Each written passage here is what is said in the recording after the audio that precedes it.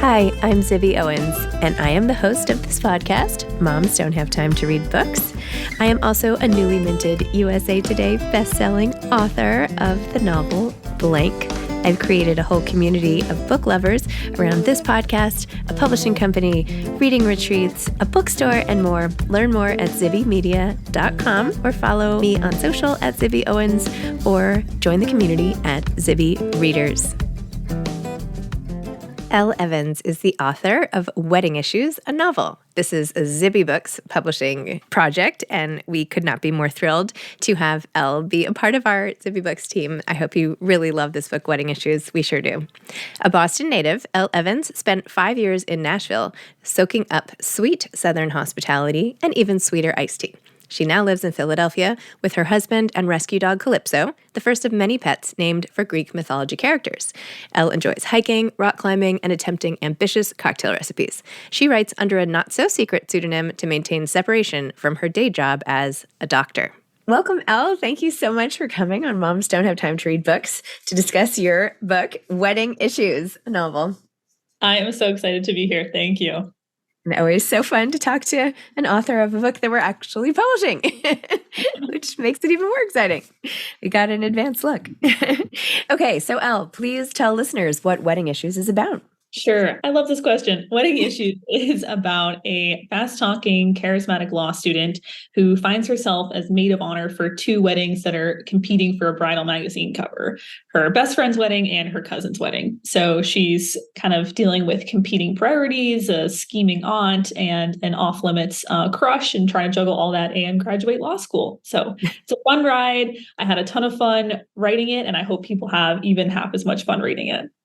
So this is your debut novel. Where did this come from? You also have other work, and both sides of your brain seem to be working, right side, left side, all of that. So talk more about becoming a novelist at all and when you started writing this book and I don't know, everything. Where did you grow up? Let's go all the way back. All right. Let's start at the beginning. Start at the beginning. I grew up in Massachusetts, really. I was a big reader always. Family lore says I wrote my first, quote, book at the age of 4 on a bunch of Post-its. It was called The Cat Who Ate Dog Food and the Dog Who Ate Cat Food. And that was pretty much the whole plot right there in the title. It was widely praised by all critics who were of course, related to me.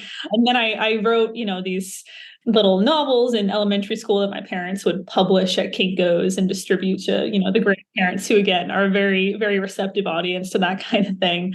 And then just was sort of writing, casually, sort of my whole childhood. In college, I started writing plays more, actually. So I had a couple of short plays done in festivals around Massachusetts. And then a couple of years ago in med school, I started, was like, all right, I've been reading long enough. I think I want to try and take this seriously and then learn a little bit more about character development and story structure. And, I never really took any writing classes growing up. So I was very much just sort of modeling all the things that I read in books, so very sort of self-taught. So I had a lot to learn from kind of the structural aspect. And then for Wedding Issues, I wrote that in time of my life. Go back for a minute. So what did you do to learn the structure, and what were some of like the most salient points that you're like, oh, okay, I didn't know this, and now I'm going to put that into play?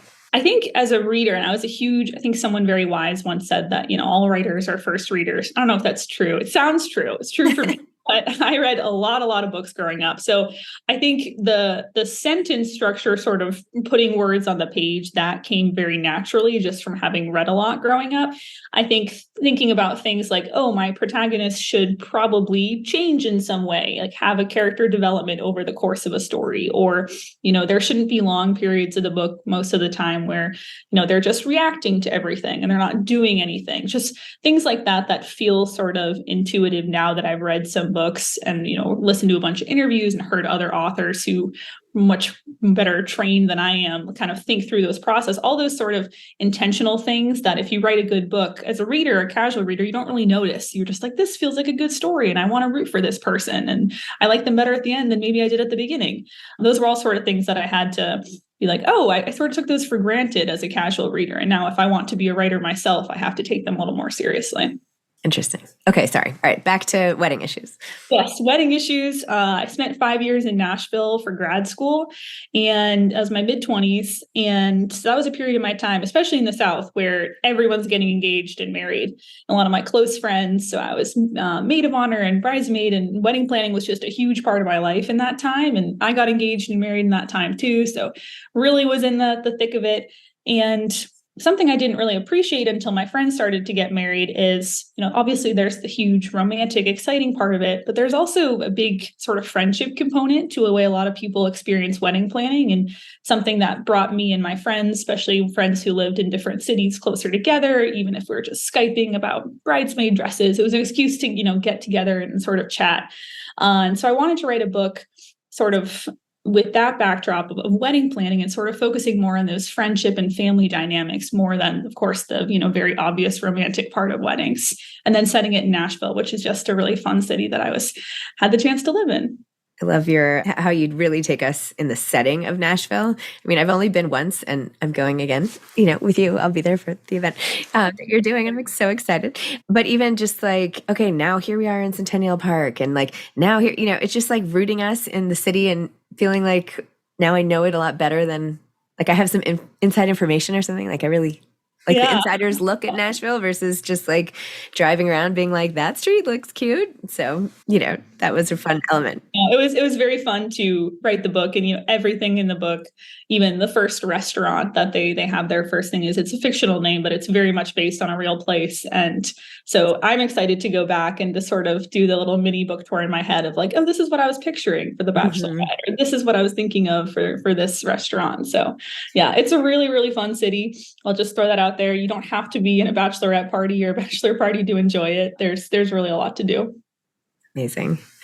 There's a whole element of New York longing in Nashville, though, right? So, like, even looking at the editor, what is her name again? The editor at the magazine, how her office looks like it's sort of posed very Southern with like the blue and white gingham and like the ceramic cowboy boots, and how your protagonist can just walk in and be like, okay, she's clearly, longing to be in New York. Look at how she's dressed. Look at how fake this backdrop is, like, So do you feel like, because I feel like that was a slight source of tension as well, the love of New York versus Nashville. Tell me about that dichotomy. Yeah, so I think that was sort of a proxy for what I experienced living there, not New York specifically, but more sort of the Northeast Yankee style of life versus the South. I grew up in Massachusetts. Like I said, I did college outside Boston. So this was my first time living in a different region of the country, is when I was in Tennessee. And it's very different. And I liked it a lot. But, when I first moved down there, I remember the first week I was like in a little boutique, and this lady came up to me and just sort of struck up a conversation. Not the typical, disinterested Northeastern sales associate who's just like, can I help you? And then like, doesn't really want to help you. Like this person, wanted to chat about everything. And I was a little creeped out, and I was like, it's kind of weird. I'm not really used to strangers just talking to me so much. And again, I was a little creeped out just from my Massachusetts upbringing, as that happened repeatedly. And then 2 years later, I'm going up to Massachusetts for Christmas. So I'm like, everyone here's kind of mean, got with me in the checkout line. And I was like, oh my gosh, Nashville's rubbed off on me. So there are, a lot of culture differences, more subtle ones than, sort of like the big political things between the Northeast and the South. And, part of what I was experiencing when I was living there was I came in very much with my Northeastern identity. And then as I spent more time in Nashville, I was like, there are parts of this culture that really appeal to me. And so, to be honest, I might end up moving back to Nashville one day. So stay tuned. Okay. Interesting. Yeah. I mean, I spent some time in Charleston where my husband used to live. Not that Charleston and Nashville are the same, but I was there for a book event, and I needed a different pair of shoes for some reason. Something had happened to my shoe. I don't even know. And I was running late, and the sales lady was like, oh, just go to your event and come back and pay us later. And I was like, what? And she's like, yeah, just go wear the shoes. Like, we know where you are. We can find you over there. And I looked at my husband. He's like, this is Charleston. This is totally typical. Yep. So I was blown away by that. Yeah, couldn't believe it. Well, there are themes also in the book, not just of weddings and all of that, but really it's this competition, but also entrepreneurship, right? Because one of the bridal contenders, which you can talk about the differences of the two, Leighton has is launching a business at the same time, or wants to launch this handmade bridesmaids dresses and all of that. And so they're trying to position her as one of the contenders, as not just her wedding, because she's a beautiful Southern woman with a huge Instagram following, but also because you can see the progression of her career and like launching a business and that weddings used to be the end of your career for a woman, right? And now this is the beginning for her, and sort of what that means for societally. So talk about that a little bit. Yeah, no, I did that very intentionally because, there's the two brides in the book, and I don't think this is a spoiler. Very briefly, there's Leighton, who's Olivia, the main character's best friend, who's sort of your quintessential Southern girl, is hoping to pursue a career in fashion and, has a large Instagram following, has been working on growing that, but is also trying to launch some made for tailoring bridesmaid dressing and dresses. So hopes that this exposure will sort of help propel her. Callie, the other bride, Olivia's cousin, is very disinterested in weddings in general and is sort of doing it for family reasons. The Leighton character, could definitely err more towards sort of stereotypes of Southern girls in particular. There still is a culture and many universities in the South of that sort of ring by spring phenomenon of going to undergrad or certainly grad school with the hope of finding your partner. And I remember I moved down to the South when I was 23, completely single. And I moved down and I called my mom after like 2 months. I was like, I'm going to die alone. I'm a widow, I'm or washed up, I'm a spinster, because that was what it was like. And there was such a focus on getting engaged and starting your family and doing all of those things. I think the South is a little bit more traditional in that aspect, but I do think there's recently been more of a shift towards, even if there's a cultural expectation to get married earlier, it's not necessarily like the be all end all, the pinnacle of everything you're achieving as a woman. Sure, you may want to start a family earlier, et cetera, but it doesn't mean you're setting aside your career to do that. So I think that's a little bit of a change that I was hoping to show with sort of Leighton balancing both of those. Interesting. And Callie, you have as an LGBTQ the pitch is she will bring a new point of view and new life into this very staid magazine, Southern Charm. And Callie is sort of a reluctant poster child for this magazine, right? But her Aunt Charlotte really wants her to be this person, which of course speaks to all the generational things going on in the book as well. I mean, even Leighton's mom and, sort of not thinking that her Instagram career is actually a career and sort of wanting to please the elders and just sort of that rift. Did you see that? Did you find that sort of generational tension when you were there? I think there is some of that generational tension. Nashville itself is a very progressive city compared to the rest of Tennessee in general.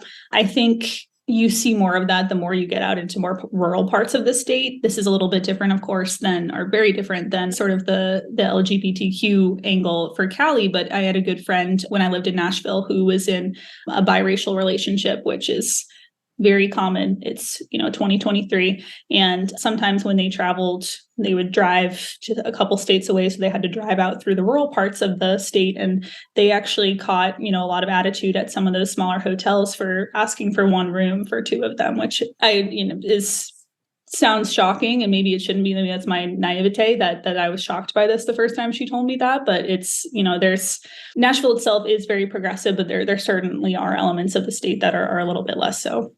Interesting. Wanting to help and be in this creative field of Olivia, or Liv, versus her very methodical law track career. Talk about those sort of dueling parts of her mind and brain and how it parallels you versus the writer side versus the doctor side and all of that.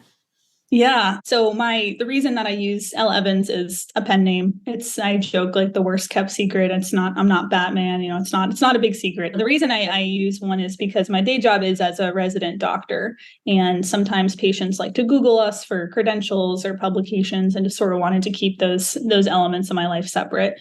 So for me, I'm in sort of the apprenticeship stage of medical training. So I have my medical degree. I'm a doctor, but I spend 4 years working under more more experienced, fully qualified anesthesiologists, et cetera. So it's a pretty demanding time and energy part of my career, and it takes a lot out of me. So writing has always been a way for me to sort of not lose that other part of me, because medicine has a tendency of being very all-encompassing.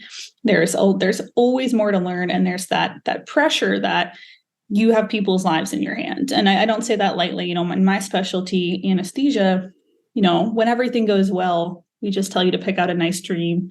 I'll be there with you. I'll see you on the other side. But when things go wrong in anesthesia, they go wrong very, very quickly, and you have seconds to minutes to act.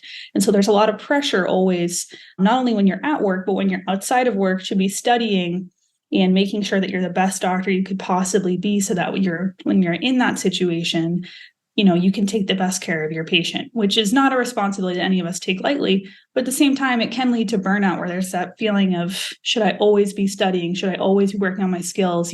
That my career I have people's lives in my hand, but you have to take care of yourself too. You can't take care of patients if you don't take care of yourself. And for me, writing is a way to really, hold on to a part of myself that I really love, and to really be able to exercise those creative muscles that, to be honest, I don't use every day when I'm thinking about drug dosages or things like that.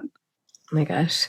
Well, Matthew Perry's ketamine overdose situation, I was thinking it's used for anesthesia, and you as an anesthesiologist to be like, what did you make of that? Yeah, no, we were all talking about it when the news came out. I think there's likely contributing factors. It was probably, and I haven't read the official pathologist report or anything like that. Ketamine is a drug that we use commonly in the OR. It can be used as a sedative. It can be used lower dose as a pain medicine. It's possible that he was receiving ketamine infusions at home and mixed it with some other substances that can sort of depress respiratory function. Ketamine itself doesn't do that as much, but it can sort of sedate you. And, if you're in a hot tub and you're, overly sedated, then, bad things can happen. Wow. Sorry. That was a random tangent. No.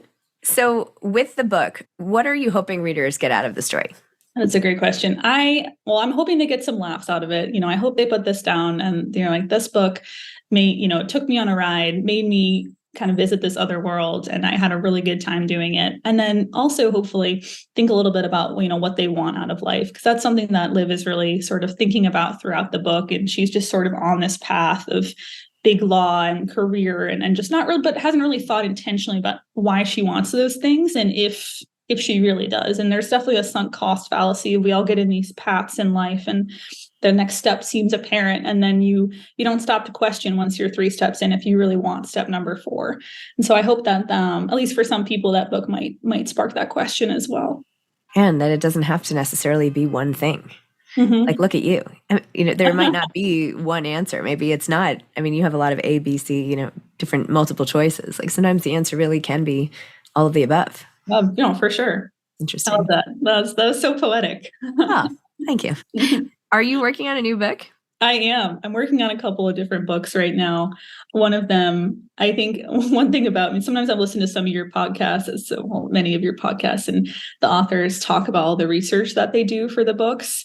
And I am in awe because I am so lazy, and I really like to write about things that I know a lot about already, so that I don't have to research quite as much. I wish that I would be the kind of person who's like, I want to learn about undersea sea diving, so I'm going to write a book about it. But for me, I would have this anxiety that an undersea diver would read my book and be like, she's never been sea diving, this, et cetera. So with that long intro, I'm working on a couple books sort of more set in the hospital setting.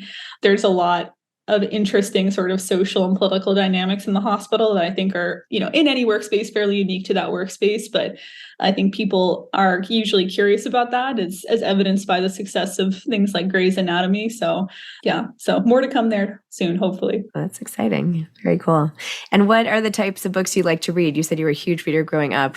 Were there any that you really can point to as shaping you as a kid, or that you've particularly loved now, or just what kind of genre do you like, or all of the above? Yeah, I think what I can point to the most for shaping me, even though I don't write like him, is Robin Cook. He is sort of the archetypal, created the subgenre of the medical thriller. He wrote Coma, I think is his best work our best known work. And he's written like 39 or 40 books. He's a successful doctor and author. So when I was like 8 and I found his first book, I was like, I want to be Robin Cook. Like, that's what I want to do. So he, again, we don't write the same type of books, but he was sort of my model for, oh, you can do both of these things. You know, you don't have to pick just one. So him in that way. And then when I was growing up, I read a lot of science fiction, way more than I do now. I read a lot of Michael Crichton. I really liked Jurassic Park is probably his best known. And then nowadays I mostly read sort of in my genres just to get better and to learn from other authors, really. So of course, you know, Emily Henry is great. So I read just sort of anything I can get my hands on, to be honest. Amazing. I should just have you read all these books. You could just read them for me, all the ones coming up. I love reading. As you do. I know who I'm talking to. That's true. So what advice do you have for aspiring authors?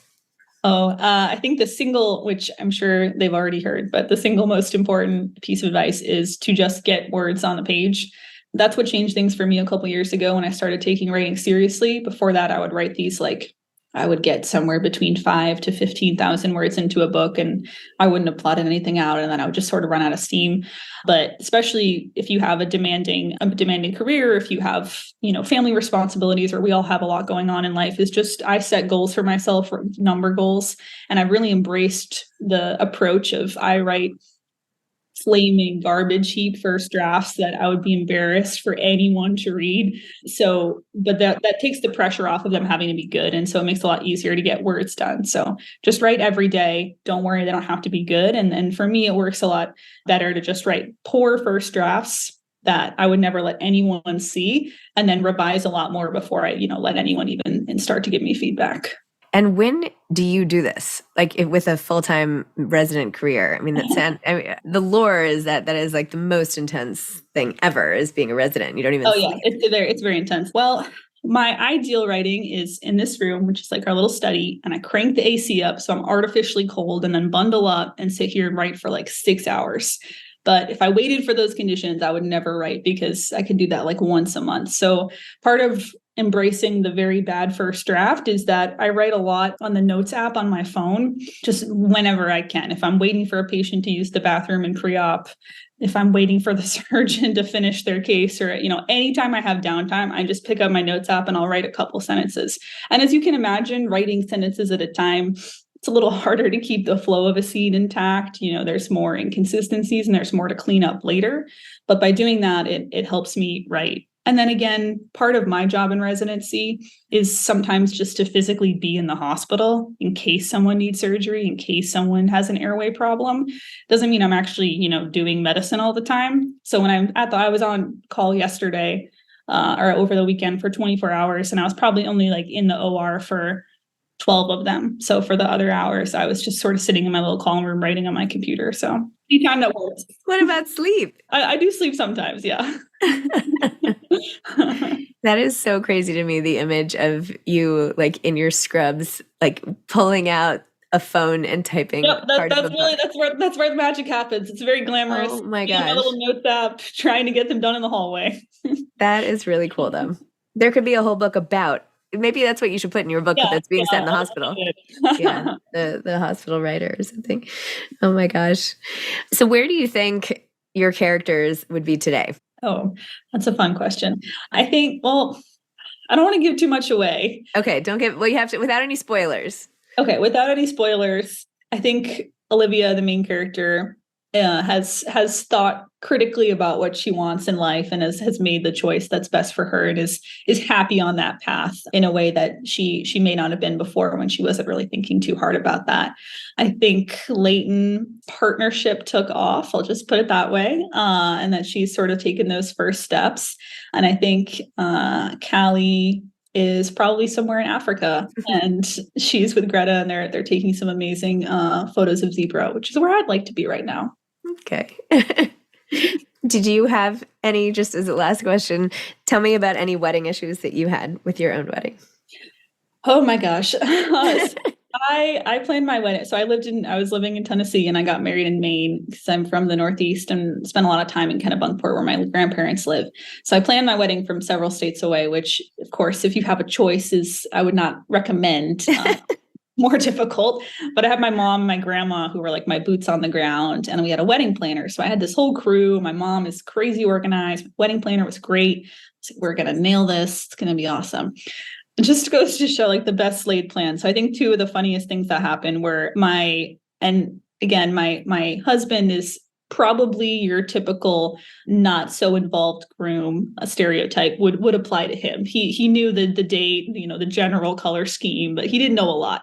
But I told him to get the groomsmen in navy suits, and they had blue ties, which he distributed. And then one of the groomsmen showed up with like this color purple shirt to wear underneath, which I guess, I think we had all thought was implied to bring a white shirt to wear underneath. And then we had in this like mad scramble in the bridesmaids group chat, like, what size are your dates? Like, who has a white shirt? So one of the bridesmaids' boyfriends gave up his white shirt so that the groomsmen could not be in like purple for the wedding photos. And then the other thing was we did our first dance. We like choreographed something. Neither of us are big dancers. We got through it. I messed up one thing. It was fine. We're feeling good. Walking off the dance floor. And someone walks by with our salads, which look nothing like the salads we picked. And then we were both like, what's that? Like, that looks weird. And then the next waiter walked by with this like neon orange, like just horrible, like Jello looking thing. And we were like, what is that? Because the one thing my husband cared about was the food. So we take on our food really seriously. And we're like, what the heck? So we go to our chair, and they've given me one of these orange things. And long story short, the hotel had messed up what we picked for our vegetarian order. So we picked this like really delicious mushroom risotto, and they served like this horrible orange tofu thing, and including to me, because that's what I had picked. And so that was a little on the fly. We were trying to figure that out. And the worst part was the tofu was very bad. And I had personally talked like 5 people out of the salmon because I was risotto is so good. Like, I'm getting it. You should get it. So I felt so bad. That was just like, I was like, you do all these things and somehow orange tofu still crashes your wedding. And, it is what it is. It's fine. Orange tofu and purple shirts. You never know what you're going to get. Exactly. So, if those are the biggest things that go wrong, it was a great day. We're very, very happy. And they're funny stories now. But in the moment, I remember watching that tray go by and just be like, what is that? Oh my gosh. Well, we had like a deluge of rain, and they're like every wedding has. Yeah. There's always something. Yeah. There's always something. But anyway, Elle, so exciting, even though that's not your real name, but I'm just going to go with it. Congratulations on Wedding Issues. Thank you for trusting Zibby Books to launch your book. We're so excited to have you as part of the author team. So really looking forward to everything we have in store with you. Me too. Thank you so much, Zibby. Thank you. All right. Okay. I'll talk to you later. Bye. Okay. Bye. Thanks for listening to Moms Don't Have Time to Read Books. If you love it, please leave a review and follow us on social at Zibby Owens and at Zibby Readers.